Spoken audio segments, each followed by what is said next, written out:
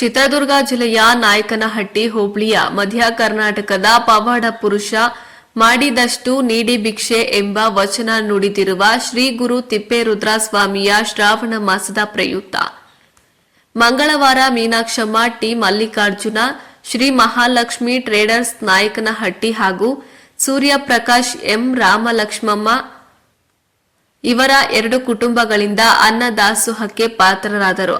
ಶ್ರೀ ಗುರು ತಿಪ್ಪೇರುದ್ರಸ್ವಾಮಿಯ ಕಾರ್ಯನಿರ್ವಾಹಕ ಅಧಿಕಾರಿ ಎಚ್ ಗಂಗಾಧರಪ್ಪ ಮಾತನಾಡಿ, ಶ್ರೀ ಗುರು ತಿಪ್ಪೇರುದ್ರಸ್ವಾಮಿ ಅವರ ಕುಟುಂಬಗಳಿಗೆ ಒಳ್ಳೆಯ ಆರೋಗ್ಯ ದಯಪಾಲಿಸಲಿ ಎಂದು ದೇವರಲ್ಲಿ ಬೇಡಿಕೊಳ್ಳುತ್ತೇನೆ ಎಂದು ತಿಳಿಸಿದರು. ಇನ್ನು ಈ ಸಂದರ್ಭದಲ್ಲಿ ಸತೀಶ್ ಪ್ರಹ್ಲಾದ್ 2 ಕುಟುಂಬಗಳು ಇದ್ದರು.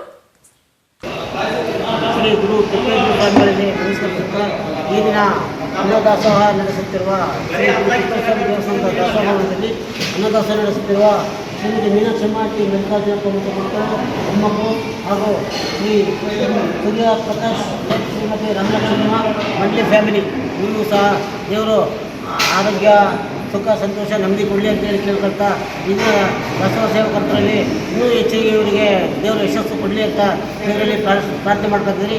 ಈಗ ಇಡೀ ಶ್ರಾವಣ ಪೂರ್ತಿ ಪ್ರತಿ ದಿನ ಒಬ್ಬ ಭಕ್ತರು ಕೂಡ ಅನ್ನದಾಸೋಹ ನಡೆಸ್ಕೊಂಡು ಬರ್ತಿದ್ದಾರೆ.